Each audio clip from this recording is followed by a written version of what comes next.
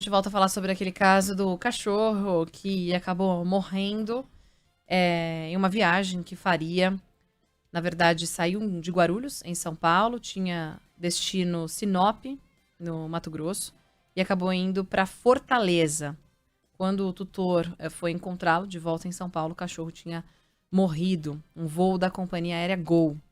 Sobre esse assunto, a gente vai conversar agora com a advogada animalista e vice-presidente da Associação Nacional de Advogados Animalistas, Giovana Poker. Obrigada pela gentileza de atender a Band News FM. Giovana, como vai? Boa tarde.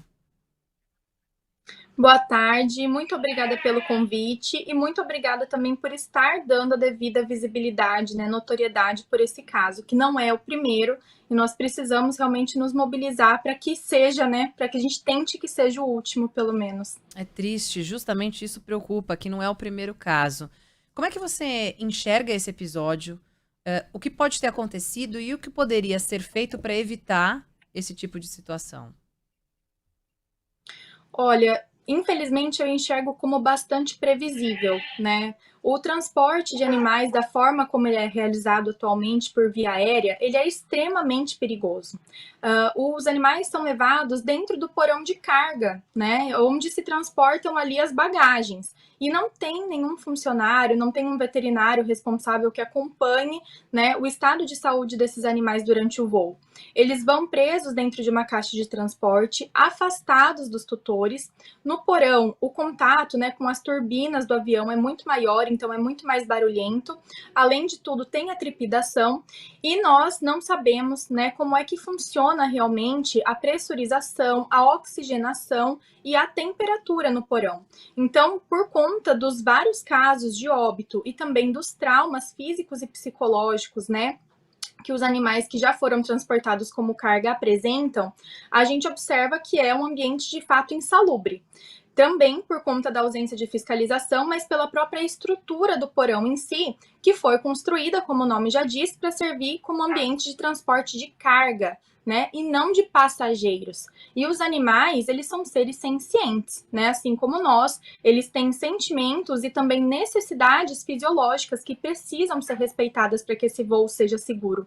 E no compartimento de carga, e até mesmo nos aviões, né, que são destinados para transporte de carga, nós não temos esse cuidado em relação à saúde e ao bem-estar dos animais ali transportados, principalmente em relação ao bem-estar psicológico, né? Porque o fator estresse, ele é o que mais desencadeia a questão da hipertermia, por exemplo, nos animais, que é o aumento significativo de temperatura corporal, onde o animal acaba tendo um mal súbito e vindo a óbito realmente, sem nem chance, né, de socorro.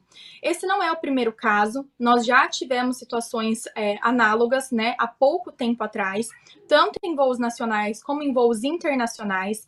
Além de casos de óbito, nós já tivemos também casos de extravio, né? Aqui no meu escritório, onde nós temos muito contato com os bastidores desse tipo de transporte, a gente observa que muitos animais acabam chegando feridos, né, ou às vezes traumatizados no destino final. Então não é uma surpresa que tenha ocorrido mais esse óbito dentro do porão. Eu acredito que a única forma realmente da gente evitar outras tragédias como essa é exigir, né, que a ANAC e também o governo federal teçam aí regras, né, regulamentações efetivas para que o transporte dos animais passe a ser de forma segura. E eu, como advogada animalista, obviamente defendo que essa forma segura deva ocorrer dentro da cabine de passageiros, né? Porque é ali onde há maior fiscalização, a maior atenção e onde os animais vão poder estar acompanhados dos seus tutores durante esse trajeto, minimizando chances aí de mal súbito e outras doenças, né, decorrentes principalmente desse estresse por conta da separação do tutor. Isso independentemente do tamanho ou do peso do animal, porque algumas companhias aéreas permitem, por exemplo, que animais de pequeno porte, ou se não me engano, até 10 quilos, viajem na caixinha, naquela cabinezinha, na poltrona ou embaixo do assento à frente, né, junto com o passageiro. Na verdade, a grande maioria das companhias até permite, né, esse transporte de animais de 8 a 10 quilos, somado com o peso da bolsa ou da caixinha de transporte dentro da cabine de passageiros. Além da restrição de peso, né, que é bastante baixa, 8 a 10 quilos somado com a bolsa e com a caixa de transporte, nós temos também uma restrição muito grande em relação ao tamanho desses animais. né? Porque a caixa de transporte permitida pela companhia aérea para transporte em cabine mede cerca de 20 centímetros de altura, porque ela precisa ser encaixada abaixo do assento da frente. Então, um animal nessas medidas e nesse peso, né, é extremamente difícil da gente ter aí no nosso dia a dia, né? São raríssimas as raças que conseguem se enquadrar nesse padrão de tamanho mínimo que as companhias aéreas permitem. A grande maioria dos tutores e dos animais que viajam acaba tendo que ser realmente despachada como carga, né? Ou buscando a via judicial para poder transportar esses animais na cabine. E eu até entendo, né, quando a gente pensa, nossa, mas como é que vai fazer com animais de porte grande? E como eu trabalho bastante com essa parte, né, nós entramos com ações contra companhias aéreas, onde o juiz determina a obrigatoriedade do transporte dos animais dentro da cabine, animais até mesmo de grande porte, de 30 a 40 quilos, a gente observa que é completamente possível, né, que os animais viajem dentro da cabine sem o uso da bolsa de transporte ou da caixa de transporte, mas apenas com coleira e guia, né? Obviamente, cada tutor precisa observar aí pelo tamanho do seu animal se seria necessário comprar um assento extra, por exemplo, ou se o animal conseguiria caber abaixo das pernas do tutor.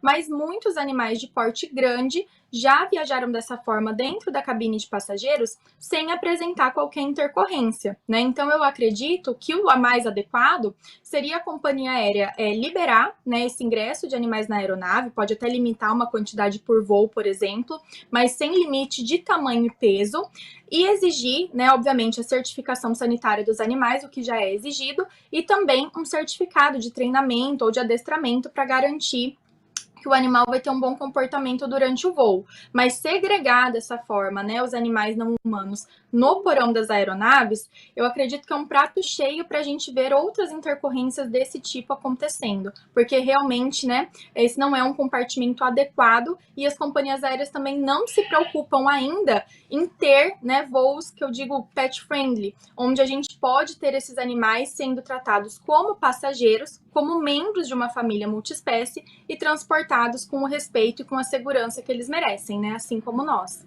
Giovana, é muito claro, né, como mudou a nossa relação com os animais de estimação de uns anos para cá, né? Só a gente vê, por exemplo, aqui na cidade de São Paulo, até pouco tempo, o número de pet shops que havia. Hoje em dia tem mais pet shop do que padaria na cidade de São Paulo. E a gente cuida realmente do nosso animal de estimação como se fosse um membro da família. Ponto. Isso mudou e é óbvio que mudou a nossa relação com o animal de estimação. E as leis não mudaram.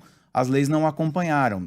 E existem várias ideias. Eu estava conversando falar com a Débora falou, sei lá, de repente deixa as últimas 2 poltronas do avião, uma área do avião, para quem quiser, limita, olha, cada voo pode levar até X por cento de animais de estimação. Ideias não faltam, soluções, imagino eu também, não faltem. E a pergunta direta que eu quero fazer para você, existe algum exemplo em algum país de uma lei que pode ser usada, repito, de exemplo aqui para o nosso Brasil? Me parece um problema crônico internacional, né? Sim, é um problema crônico internacional porque a maioria dos governos, né, entende que a atividade de aviação civil, por ser exercida por empresas privadas, eles têm essa autonomia de fazer as próprias regras de transporte, né? Então, inclusive pela via judicial, muitas vezes a gente enfrenta esse obstáculo porque a gente precisa convencer o juiz que o juiz precisa intervir numa relação de consumo abusivo, né? Como de um serviço que você contrata para transportar o seu animal num ambiente perigoso. Então, a grande problemática é essa, que as empresas aéreas, na grande maioria dos países, têm total liberalidade para fazer as suas próprias regras de transporte aéreo. Então, eu não vou ter para te trazer lei, né, de exemplo, que obrigue a transportar animais dentro da cabine de aeronaves. E nem lei que fale de transporte seguro, né? O que a gente tem é realmente essa previsão de que cada companhia aérea pode oferecer o serviço que bem entende. Obviamente, todas elas oferecem o serviço de transporte de animal como carga como algo extremamente seguro, né, muito profissional, que não tem nenhuma ciência. Mas a grande verdade é que nós vemos vários casos, não só aqui no Brasil, o caso do Joca, que já é óbito, que foram extraídos, mas também no exterior. Recente, nós tivemos com uma aeronave pegou fogo e todos os passageiros que estavam dentro da cabine conseguiram ser evacuados com segurança. Os animais que estão sendo transportados no porão morreram intoxicados pela fumaça, né, ou queimados. Então, a gente observa que não há ainda uma preocupação das companhias aéreas em incluir esses animais no voo, que de fato não seria algo muito difícil, né? Vocês aí já deram ideias, eu também dei algumas ideias de como isso poderia ser feito, mas a gente não observa um movimento, né, nesse sentido de mudança. Na verdade, é o oposto. Cada vez mais existem mais regras restritivas. As companhias aéreas deixaram, por exemplo, de fazer o transporte de animais de assistência emocional, que era algo muito comum. Elas deixaram de oferecer esse serviço, visando realmente minimizar a quantidade de animais dentro da cabine.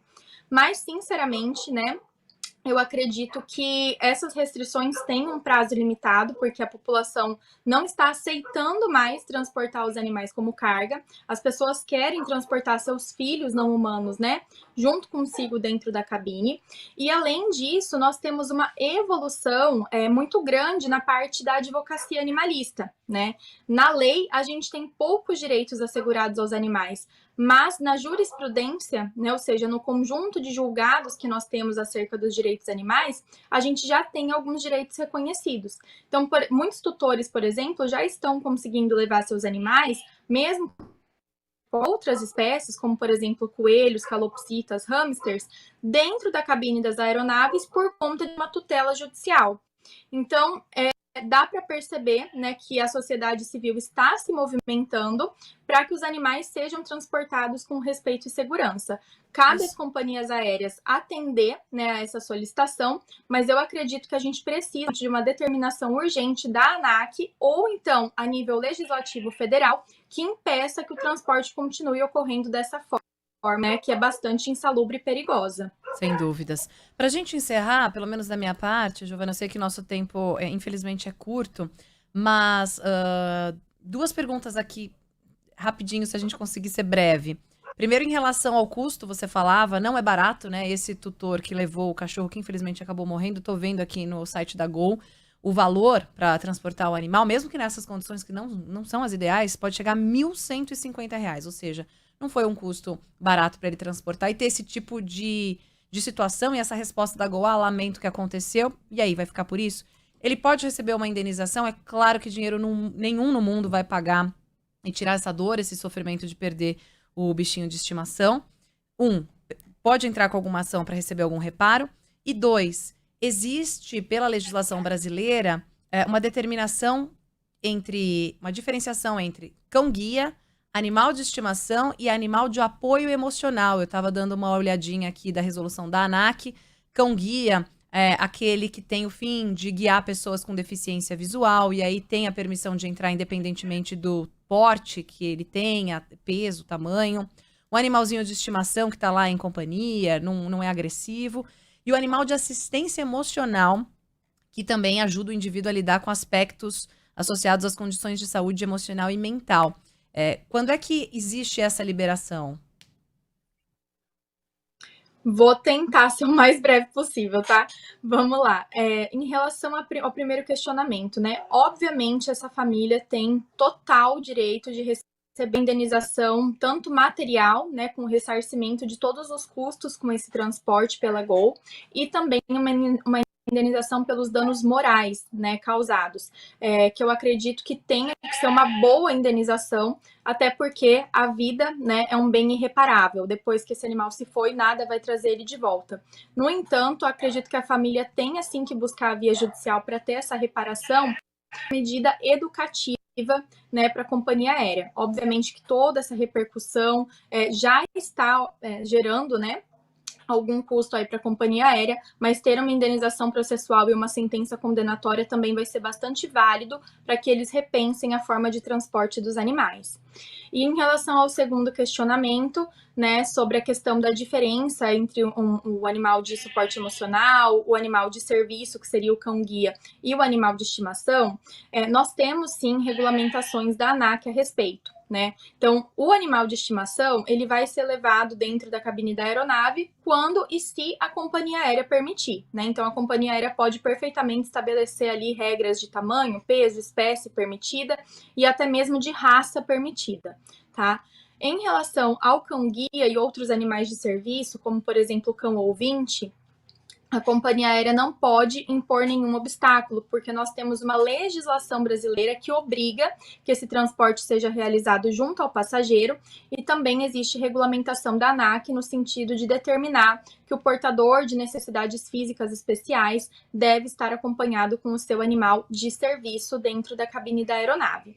E a última, né, que é a questão do animal de assistência emocional, nós temos um pouco mais de dificuldade, porque são animais que são imprescindíveis de estarem acompanhando seus tutores, porque os tutores apresentam ali algum tipo de incapacidade psicológica, né, de embarcarem nesse avião, de fazerem a viagem sem os seus animais ali ao lado. São pessoas que geralmente têm algum problema psicológico, psiquiátrico grave e que têm o animal como forma de apoio, né, nesses episódios, sendo que o transporte aéreo é geralmente um fator que desencadeia crises de pânico, por exemplo, para pessoas ansiosas, depressivas, né?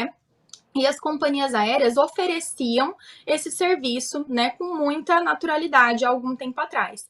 Porém, há uns 3, 4 anos, as companhias aéreas deixaram de oferecer o serviço de transporte de animal de assistência emocional, que consistia na permissão para que o tutor viajasse com o seu animal na cabine, independentemente de porte, né, de tamanho, de peso. E atualmente o que resta para essas pessoas, né, que possuem aí um animal de grande porte ou médio porte e que não se enquadram nas regras da companhia aérea, mas que não podem viajar sem o animal, é realmente a via judicial. A ANAC até tem uma regulamentação sobre isso, né? Fala que os animais de assistência emocional podem ser transportados dentro da cabine de passageiros, mas deixa a cargo das companhias oferecer ou não esse serviço, o que acaba gerando, né, muito estresse, muitos prejuízos físicos e também emocionais para as pessoas que têm algum problema psiquiátrico e não podem aí viajar com seus animais. Por isso, né, a gente observa uma crescente na advocacia animalista em relação a ações nesse sentido, de obrigar as companhias a fazer esse transporte, que não é somente por uma convencionalidade do tutor, mas sim por uma necessidade de saúde também. Giovana Pocher, advogada animalista, conversando com a gente. Muito obrigado pelos seus esclarecimentos e até uma próxima. Até, muito obrigada. Obrigada, Giovana. Tomara que a gente consiga evoluir nesse aspecto também. Agora,